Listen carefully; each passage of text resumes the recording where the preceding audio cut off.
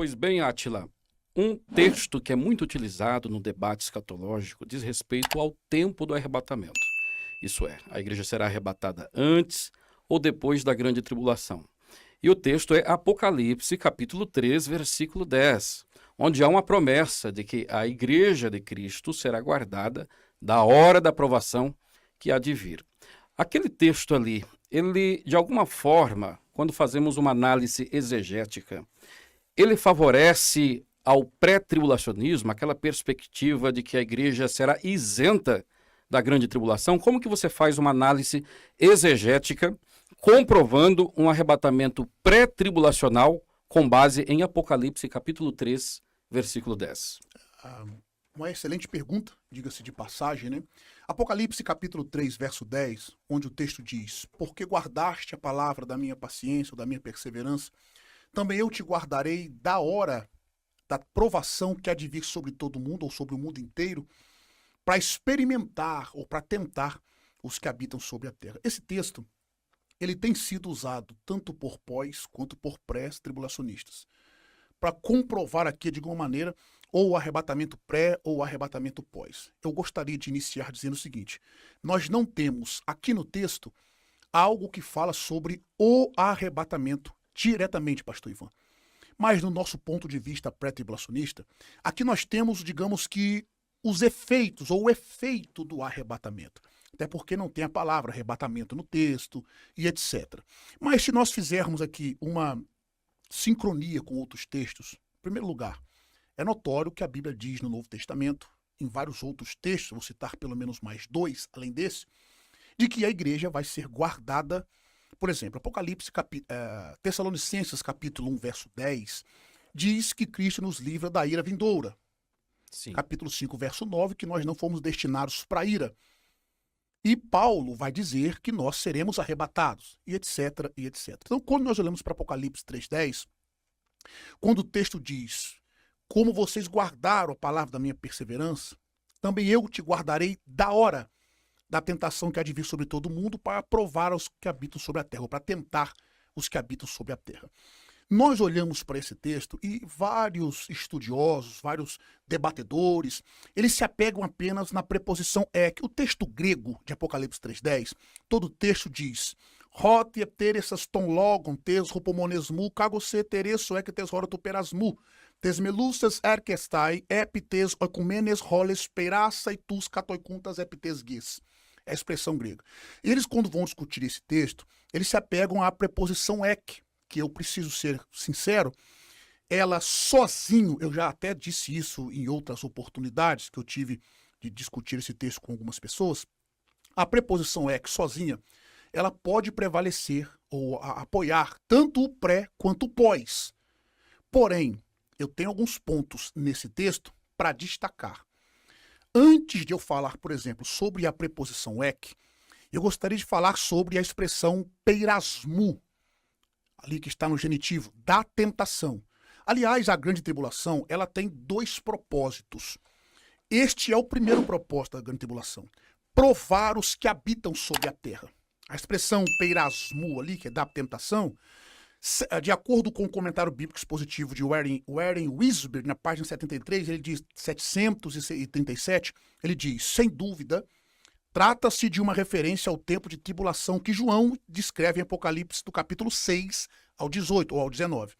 O tempo de angústia para Jacó, Jeremias 30, verso 7. Porque algumas pessoas pensam que isso daqui faz uma referência apenas à igreja daquele período.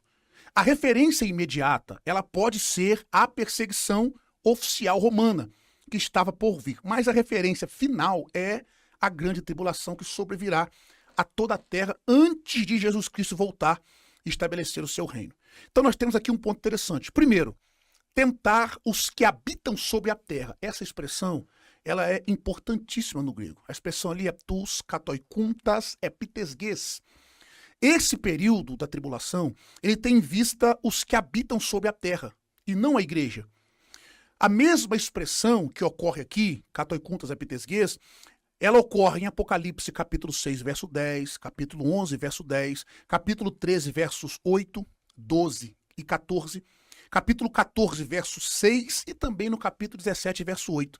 Na sua utilização, João ele não oferece uma descrição geográfica, mas sim uma classificação moral.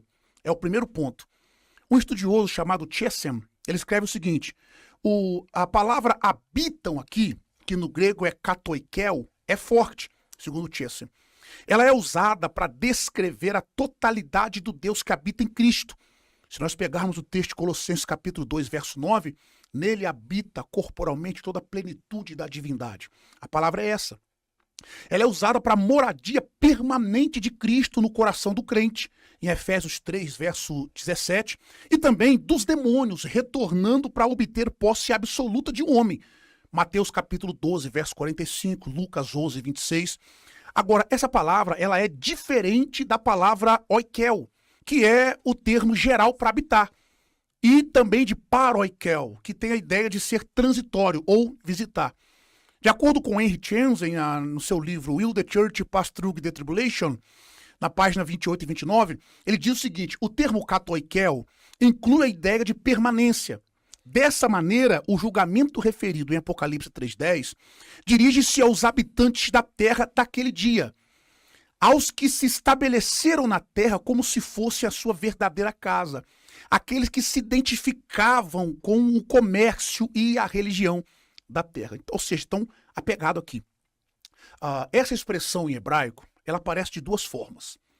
A expressão primeira é Yoshevet Tevel, e a segunda é Yoshevel Haaretz. O Tanar, só por questão de informação, Tanar é um acróstico do Antigo Testamento judaico. T de Torá, N de Nevim e Q de Ketuvim, no rei de Ketuvim. Lei, profetas e escritos. É a Bíblia do Antigo Testamento dos judeus. Ela menciona 5 vezes a primeira expressão, que é Yoshevel Tevel, Isaías capítulo 18, verso 3, capítulo 26, verso 9, Salmo 33, verso 8, Lamentações de Jeremias 4:12, e nesses textos se referem a todos os seres humanos. Porém, há um texto de Isaías capítulo 26, verso 18, o termo vai incluir todo o povo de Deus e se refere ao mundo pagão, que é os habitantes do mundo. A expressão em hebraico ali Harinu halnu kemo yaladen ruach yeshot balas eretz uval e pelu yoshevel tevel. É a expressão em hebraico. Essa expressão yoshevel tevel aparece ali, ou aparece ali como se fossem os habitantes do mundo. Já a segunda expressão, pastor, que é yoshevel haaretz, ela aparece mais de 20 vezes.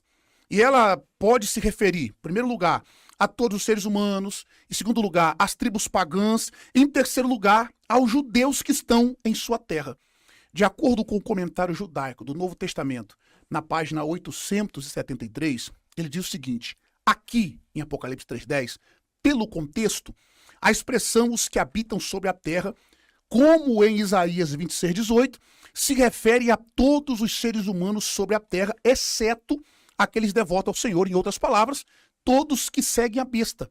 Ela cita referência de Apocalipse 13, verso 3, verso 8, e não se revoltam para Deus. Então, aqui nesse contexto, a expressão os que habitam sobre a terra não se refere à igreja. Até porque, outra coisa interessante de forma exegética no texto, é o infinitivo peirassai, que é tentar para expressar propósito. Joseph Henry Thayer, ele diz o seguinte no seu léxico Greek English, inglês é mais a área do senhor, né? Que eu vou me arriscar aqui. Greek English Lexico of the New Testament, na página 498, ele diz o seguinte, quando Deus é o sujeito, essa palavra significa infligir males a alguém para provar seu caráter e sua constância na fé. A igreja, ela não precisa desse teste, porque ela está aperfeiçoada em Cristo. Se nós pegarmos Colossenses capítulo 2, versos 9 e 10, o texto diz, pois somente em Cristo habita corporalmente toda a plenitude de Deus. No verso 10, assim como em Cristo estáis aperfeiçoados, ele é o cabeça de todo poder e autoridade. Então observe que a igreja não precisa ter esse caráter testado. A igreja está aperfeiçoada em Cristo. Então, o primeiro ponto de Apocalipse 3:10 é esse. O alvo ali é os que habitam sobre a terra. Sim. e para provar, para ver o seu caráter, né? E o segundo propósito da grande tribulação é em relação a Israel. Se nós pegarmos, por exemplo, Malaquias capítulo 4, versos 5 e 6, o texto diz assim, ó, eis que eu vos envio o profeta Elias, antes que venha o grande e terrível dia do Senhor. Ele converterá o coração dos pais aos filhos e o coração dos filhos aos pais, para que eu não venha e fira a terra com maldição. Ou seja, o propósito ali é preparar Israel para a chegada do reino milenar. A grande tribulação vai fazer isso. O primeiro ministério de João era preparar a nação de Israel para a vinda do rei. Então o Elias que está por vir, antes do terrível dia do Senhor, tem um único ministério. Qual é esse ministério? Preparar um remanescente em Israel para a chegada do Senhor. Para esse ministério, não é necessário a igreja. Por quê? Ela é sem mancha, ruga ou qualquer outra coisa. Maravilha. Entendeu? É o primeiro ponto de Apocalipse 3. E aí nós temos também.